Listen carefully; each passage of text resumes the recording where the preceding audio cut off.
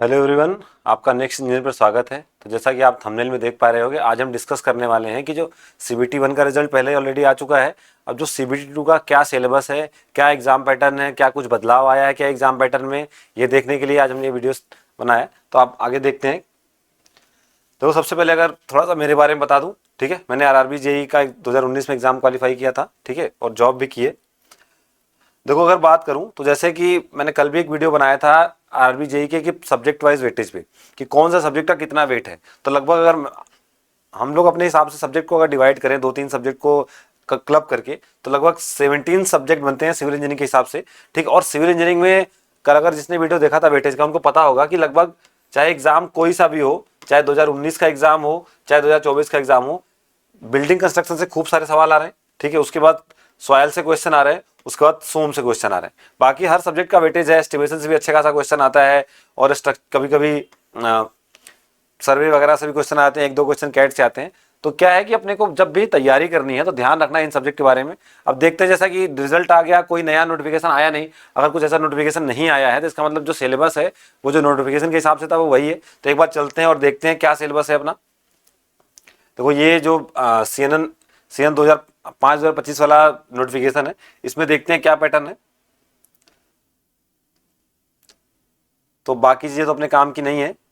जो मेन काम का कंसर्न है, ये जो सब्जेक्ट है, सबसे पहला सीबीटी 2 का क्या है यहाँ पे कि आपको जो है, एक तो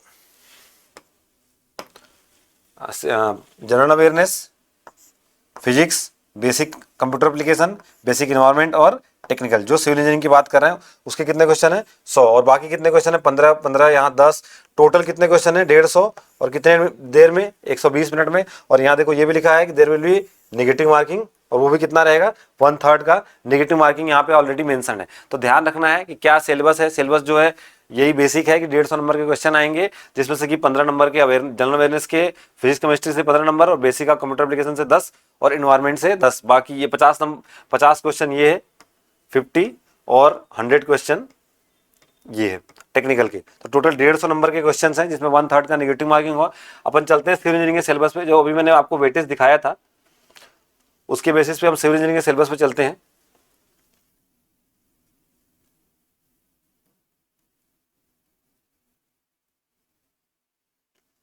देखो, जो सिविल इंजीनियरिंग का सिलेबस है वो बहुत ही ज़्यादा, अगर मैं कहूँ ना तो आरआरबी जेई का बहुत वास्ट है। मतलब ऐसा नहीं कोई छोटा मोटा सिलेबस है। किसी और एग्जाम का देखोगे ना, जैसे राजस्थान जेई हो या किसी स्टेट जेई का सिलेबस देखोगे आप, बीटीएससी छोड़ के, क्योंकि बीटीएससी ने कैसे सिलेबस बनाया है, क्या किया है, वो बीटीएससी को ही पता है, और न तो एस्पायरेंट को पता है, न टीचर को पता है। तो अगर वहाँ बात उनको छोड़ के बात करें तो ये सिलेबस बहुत अच्छा खासा है। एसएससी जेई से भी ज़्यादा सिलेबस कंटेंट करते हैं। लेकिन अभी जो भी क्लास, जो 8 बजे हमारी डेली क्लास होती है इसी चैनल पे, अगर उन्होंने देखा होगा तो जो क्वेश्चन का स्टैंडर्ड है ना, वो उतना हाई नहीं। क्वेश्चन का स्टैंडर्ड बहुत ही नॉर्मल और बहुत ही बेसिक है। मतलब अगर सिलेबस तो बड़ा कर दिया है इन्होंने, लेकिन जो क्वेश्चन का स्टैंडर्ड है वो बहुत सिंपल है, ठीक है। अगर मैं यहाँ देखूँ कि आपको इंजीनियरिंग मैकेनिक्स भी पढ़ना है, कंस्ट्रक्शन भी पढ़ना, मटेरियल भी पढ़ना है, कंस्ट्रक्शन सब स्ट्रक्चर के बारे में पढ़ना है, सुपर स्ट्रक्चर के बारे में पढ़ना है, बिल्डिंग फिनिशेस के बारे में पढ़ना है, मेंटेनेंस पढ़ना है, ड्राइंग पढ़ना है, तो लगभग इन 8 को अपन क्लब करके एक सिंगल सब्जेक्ट बना सकते हैं कि भाई ये बिल्डिंग कंस्ट्रक्शन के बारे में है। अगर इसको मैकेनिक्स को छोड़ दे तो ये मैकेनिक्स सोम के पार्ट में आ जाएगा। बाकी इनके बारे में बात करें तो ये 8 लगभग बिल्डिंग कंस्ट्रक्शन से रिलेटेड है। तो बिल्डिंग का सिलेबस इतना ज़्यादा है तो ऑब्वियस सी बात है क्वेश्चन भी आने हैं, क्योंकि कोई भी जब एग्जामिनर कोई भी पेपर बनाता है ना, तो वो क्या करेगा, वो सिलेबस को मॉनिटर करता है कि अच्छा देख लेगा, अच्छा ये टॉपिक है, ये टॉपिक है। तो सब में से अगर एक एक दो क्वेश्चन भी देगा तो आराम से जो 20-25 क्वेश्चन है वो चले जाएंगे। जो अभी मैंने स्टार्टिंग में डिस्कस किया कि वेटेज ज़्यादा क्यों है बिल्डिंग कंस्ट्रक्शन का, तो वेटेज इसलिए ज़्यादा है। जिनको भी ऐसा लग रहा हो नहीं इस बार नहीं आएगा ऐसा, इस बार भी जो पेपर आएगा ना वो सेम इसी पैटर्न पे रहेगा, क्योंकि ये सब्जेक्ट ही बहुत ज़्यादा है, इनका कंटेंट ही ज़्यादा है। जब कंटेंट ज़्यादा तो क्वेश्चन आने ही आने। उसके बाद कंक्रीट के क्वेश्चन है, सर्वेइंग का भी ठीक ठाक देखो सिलेबस ज़्यादा है, तो 4-5 क्वेश्चन सर्वेइंग से आते हैं। आगे अगर बढ़े अपन तो देख सकते हैं कि कैड का बहुत छोटा सा सिलेबस है, और इससे ज़्यादा इसका सिलेबस होगा ही क्या। तो इससे भी 2-4 सवाल आ जाते हैं हर बार। अगर बात करूँ तो अभी मैंने दिखाया था, एक बार उसको दोबारा देख लेंगे, 2 से 4 सवाल के रेंज में रहता है। फिर जियोटेक का सिलेबस भी ठीक ठाक है, दिखने में यहाँ पे छोटा है लेकिन जियोटेक के बारे में अच्छा खासा पूछ रखा है, ठीक है। यहाँ सब कुछ मेंशन कर दिया, पूरा फाउंडेशन से लेके नॉर्मल जियोटेक के बारे में सब कुछ पूछ लिया है। कुछ ऐसा नहीं कि बेसिक छोड़ा है, ठीक है। तो जियोटेक सिलेबस दिखने में छोटा लेकिन पूरा सब्जेक्ट कवर कर रहे हैं। इस तरह हाइड्रोलिक से भी ठीक ठाक क्वेश्चन आते हैं, ठीक है, इरिगेशन, मैकेनिक्स, टॉस से concrete structure, steel structure, transportation, मतलब अच्छा खासा सिलेबस है। जितना पूरा सिविल इंजीनियरिंग है ना वो पूरा कवर कर रखा है। देखो इसीलिए क्वेश्चन जो है उतने कठिन नहीं आते हैं। मैं आपको बताऊं क्वेश्चन ज्यादा कठिन नहीं आते हैं, लेकिन इसमें क्या है जो सिलेबस है ना वो बहुत वास्ट है। यहाँ पे देखो फिर इन्वायरमेंट भी है, एडवांस कंस्ट्रक्शन टेक्निक भी है। मतलब ये जो सिलेबस है ना, इन्होंने जो भी सिविल इंजीनियरिंग में जो जो टॉपिक मिला है इनको ना, सब टॉपिक को कवर कर लिया है। ठीक है, तो इतनी चीजें अगर आपको पढ़ना है ना डिटेल में, तो आप ये सोचोगे कि थोड़ा थोड़ा अगर देख लें और आप कुछ भी छोड़ के जाओगे ना, जो भी टॉपिक छोड़ के गए, आप अभी पेपर में एनालिसिस दिखाऊंगा, एनालिसिस में ऐसा कुछ भी कोई भी टॉपिक छोड़ा नहीं है। जो टॉपिक इस सिलेबस में मेंशन है ना, क्वेश्चन वहां से आया हुआ है, चाहे कॉन्ट्रैक्ट के बारे में हो, चाहे एस्टिमेशन कॉस्टिंग के बारे में हो, चाहे जो भी एक्स्ट्रा टेक्निक है, मशीनरी है, सब क्वेश्चन। जो भी मेरी 8 बजे वाली क्लास देखते हैं ना, जो 8 PM पे डेली क्लास होती है इसी चैनल पे, रात को रोज होती है लाइव क्लास, वो देखते हैं, उनको पता होगा कि पूरा टॉपिक, जितने टॉपिक है सबको कवर कर रहे हैं। ठीक है, अभी मैं इनिशियली क्या कर रहा हूँ, 8 बजे क्लास जो होती है उसमें हम केवल और केवल पूरा पेपर वाइज कवर कर रहे हैं, सब्जेक्ट वाइज कवर नहीं कर रहे हैं। अगर जो भी इस वीडियो को देख रहे हैं उनको लगता है कि नहीं सब्जेक्ट वाइज कवर करना चाहिए और डेली 8 बजे जुड़ेंगे, तो कमेंट कर देंगे कि नहीं सब्जेक्ट वाइज क्वेश्चन कराएं, तो हम इसको स्विच करके सब्जेक्ट वाइज भी कर लेंगे। ठीक है, तो ये पूरा कंप्लीट सिलेबस है टेक्निकल का, सिविल इंजीनियरिंग का सिलेबस हमने देख लिया था।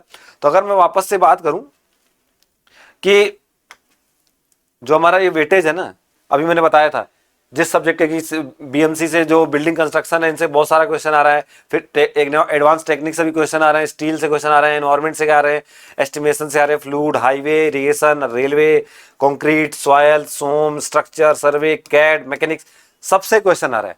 देखो सिंपल सा बहुत बेसिक सा लॉजिक है। कोई भी एग्जाम क्रैक करना है ना, जैसे मैंने बताया भी था, अभी दिखाया भी आप लोगों को कि जनरल अवेयरनेस के 15 क्वेश्चन इधर से आएंगे, फिजिक्स से आएंगे, केमिस्ट्री से 15 क्वेश्चन, कंप्यूटर से आएंगे 10 क्वेश्चन और इन्वायरमेंट से आएंगे 10 क्वेश्चन। ये जो 50 मार्क्स के क्वेश्चन है ना, मैंने कल भी रिपीट किया था कि इनमें आप 15 से 16 मार्क्स ला सकते हो इजिली। ठीक है, बहुत मिनिमल पढ़ाई करके 15-16 मार्क्स ला सकते हो। थोड़ा सा पुश करोगे आप तो हो सकता है 20 मार्क्स तक आ जाए, लेकिन 20 मार्क्स से ज्यादा लाना इन सब्जेक्ट में थोड़ा टफ हो जाता है। और टफ होने का रीजन क्या है कि ये बहुत वास्ट है, इनमें कुछ ऐसा बहुत डिटेल नहीं है, इतनी चीजें लिखी हैं और ऐसी ऐसी चीजें हैं कि आप फिजिक्स केमिस्ट्री कितना डिटेल में पढ़ोगे, आप कंप्यूटर एनवायरमेंट कितना डिटेल में पढ़ोगे, तो ये चीजें उतना कवर नहीं हो पाती। तो आप अगर 20 क्वेश्चन का भी टारगेट रखो, कोई बहुत अच्छा स्टूडेंट है, तो उसके बाद आपको अगर पेपर में 150 मार्क्स का पेपर है, ठीक है, जिसमें से कि 50 में आपने 15 से 20 मार्क्स आप ले आए, ठीक है, और जो 100 है नेक्स्ट, क्योंकि आपको पता है, सबको पता है कट ऑफ 80 से प्लस ही रहती है। कट ऑफ जो है आउट ऑफ 100 80 से प्लस रहती है। और इस बार जैसा प्री का CBT 1 का कट ऑफ है सबने देखा ही होगा, 60-70 से कम कहीं नहीं है, तो इस बार तो मुझे लगता है और नंबर बढ़ जाएगा, इस बार 85 हो सकता है। तो अगर हम 85 का भी टारगेट लेके चलें, 85 to 90, तो आप 15 से 20 नंबर तो यहाँ लेके आओगे। ठीक है, तो यहाँ आपको 60 से 70 नंबर चाहिए ही चाहिए। अगर आप 60 से 70 से कम नंबर लेके आते हो ना, यहाँ पे 65-70, अगर मैं बात करूं कि 65 या 70 से कम नंबर लेके आओगे ना यहाँ, तो आप बाहर हो जाओगे। ठीक है, सिंपल सा बेसिक सा लॉजिक है, क्योंकि आप ऐसा नहीं कि 100% सही करोगे, आप 100 में से 90 क्वेश्चन अटेम्प्ट करोगे, हो सकता है और भी कम अटेम्प्ट हो, कुछ क्वेश्चन हमेशा ऐसे आते हैं जो होते नहीं है। तो अगर आप यहाँ से 60 65-70 नंबर लेके नहीं आए ना, तो आप ये जो कट ऑफ है ना इसमें पहुंच नहीं पाओगे, क्योंकि हो सकता है ये पेपर बहुत स्टैंडर्ड आ जाए, तो 15 नंबर आपका यहाँ से आ जाएगा। अगर मैं फाइनल बताऊं तो 15 नंबर तो इनमें से आ जाएगा और लगभग आपका 70 नंबर यहां से ले आओ आप, तो ये आपका 85 हो गया। तो 85 से कम अगर मार्क्स आ रहे हैं तो ये भूल जाओ कि सिलेक्शन होगा, क्योंकि 2-4 नंबर, बहुत सारा नॉर्मलाइजेशन का रूल्स है, ये तरीका वो तरीका, कभी हो सकता है कम हो जाए, कभी हो सकता है ज्यादा हो जाए। तो ये जो स्टैंडर्ड है आपको मेंटेन रखना पड़ेगा। और डेली हमारी 8 बजे क्लास होती है इसी चैनल पे, तो जिनको भी कुछ भी डाउट है, कुछ भी जानना है, कुछ भी पूछना है ना, तो 8 बजे क्लास में आप आ सकते हो, यहाँ कमेंट कर दो, या उसका भी अगर हो सकता है जवाब दे देंगे, कमेंट में जवाब करने लायक होगा तो, नहीं तो आप 8 बजे वाली क्लास में जुड़े, आपको कुछ भी डाउट होगा ना उसको क्लियर किया जाएगा। और अभी जेईई की यहाँ प्रॉपर जो है रोज PYQ सीरीज चल रही है, ताकि जो भी अभी एक महीने के अंदर एग्जाम होने वाला है वो आप सबको उस पर क्या मिल जाए, एक एज मिल जाए, जिससे कि आप क्वालिफाई करने के लिए और ज्यादा कॉन्फिडेंस फील करो। ठीक है, तो ये बेसिकली निम्बस, और कुछ डिटेल चाहिए हो तो निम्बस ऐप डाउनलोड कर सकते हो, निम्बस लर्निंग ऐप। ठीक है, थैंक यू।